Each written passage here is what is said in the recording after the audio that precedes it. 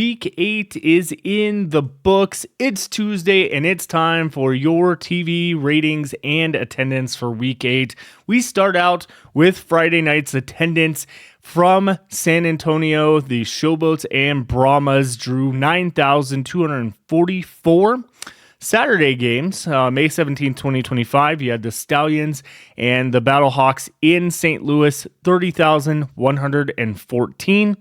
The Panthers and Roughnecks in Houston, 4,007. I do believe this may be the lowest attendance of the season, but it is what it is at this point. We'll talk more about that come the end of the season when we get the official data and scoop on everything. And then, of course, you have Sunday's matchup with the Renegades at the Defenders at Audi Field, 14,638. Week 8 totals, 58,003, averaging 14,501. UFL 2025 total attendance through 8 weeks is 395,445, averaging 12,358. As always, numbers are credited to Mike Mitchell, who does get them officially from the league. Then we move on to the next spot here for Week 8, and that is just the attendance by stadium. Choctaw Stadium was one that changed here. This was not Choctaw Stadium. The next one we had here was the Alamo Dome, is now up to 3 games of 33,555. TDECU Stadium, 4 games now, 21,878.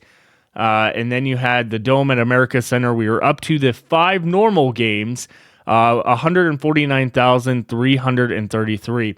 Someone made a good point about these numbers because of the fact that there are 6 games in St. Louis because of the San Antonio situation, that season tickets were divided up between that.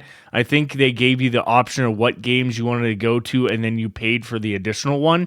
So that is something to keep an eye on. We will be tracking that based on numbers. That game is this upcoming Friday night from St. Louis, so we'll keep an eye on what that final number will be for St. Louis for regular season. Obviously, at this point last year, they were only at 4 games at 137,446.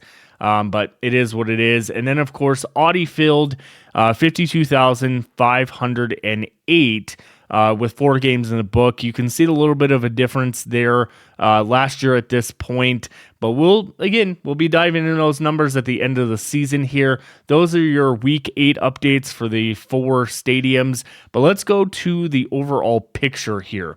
So Choctaw Stadium, obviously we know, closed last week or the week before with 48,817, averaging 9,763. Then we look at the stadiums that changed this week, which was the Alamo Dome, 3 games now, 33,555. They're averaging 11,185. That is under last year's number, but again, we're still going to be basing this off a lower number than last year, so we're pretty close to hitting the exact same number, and they have the opportunity in their final game against the Arlington Renegades in Week 10 to potentially, in 4 games, go ahead the record they had last year. We'll see if that is possible. I'm not quite sure if they will. The average may come pretty close. I don't know if they'll encompass that 59,000 from last year with the 5 games or not, but we'll see. Never know with Arlington being in town. But then again, you go to TDECU Stadium, 4 games now, averaging 5,470. You can clearly see that is significantly down from last year. I am curious to see what this wraps up to be. I would say probably around 26 to 27,000, give or take, but we'll see in that one. The Dome at America Center, obviously last year's numbers do count the playoff and championship game that was played at the Dome. 229,458. That's why that number looks so significantly different. This year, we now can confirm that there will be the 8 total games at the Dome at America Center. Now, regarding the championship game, if St. Louis actually makes it the championship at that point and beats DC, that could really make the championship game attendance pretty large. And that could go above that 229,000 for last year in the 7 games. They'll have 8 this year. Audi Field, obviously 4 games. They're averaging 13,127 compared to last year's 14,143. So you're looking, give or take, about 1,020 people averaging per game less this year. And what the case may be there, that could be affected next year as well because of the attendance or the venue issue with the playoffs. I could see that turning away some people potentially, but we'll see. We'll see what happens there. But let's move to the actual TV ratings here for week 8, and they are interesting. So Friday, May 16th, 2025, the Showboats and Brahmas at 8 p.m. Eastern Time on Fox. 573,000 viewers.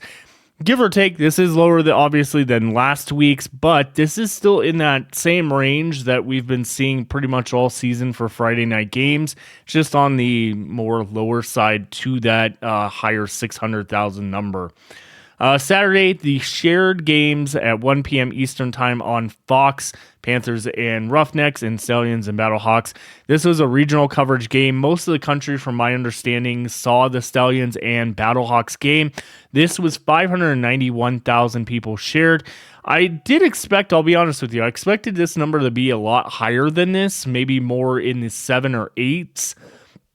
So I am a little surprised essentially with this number being at 591,000 for it. But on Sunday, this is where it gets good. Sunday, May 18th, 2025, the Renegades and Defenders at 12 p.m. Eastern Time on ABC.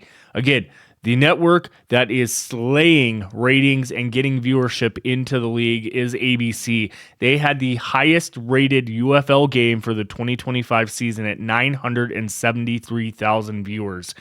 This is absolutely amazing, and it continues to prove why ABC is such a prime spot. I don't know what it is with Fox. I mean, they're both over-the-air broadcast channels, but ABC just brings in more viewership. This is also a good sign because the championship game is going to be on ABC as well. That is absolutely massive for the league, and I do think that obviously with this number here, with the championship game being in prime time, I do think that they could easily get way over 1 million views for the championship. I expect maybe 1 to 1.5, if not a little bit higher. Just kind of all depends. But ABC is coming through, slaying with ratings and bringing viewers. Total viewers for week 8, 2,137,000.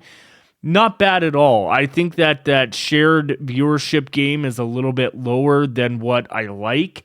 And to be honest with you, when I look at records for shared games that we had last year, I want to take a quick look at that because I do believe we saw this back in 2024 with a shared game. And week 4 had a shared game of 950,000 on Fox, and then week 5 had 780,000 for a shared game. So again, we are seeing a significant drop, almost by about 200, give or take about 200 to 400,000 people difference in these games compared to last year's shared game. So it is very interesting to see that. I don't like the aspect of shared games.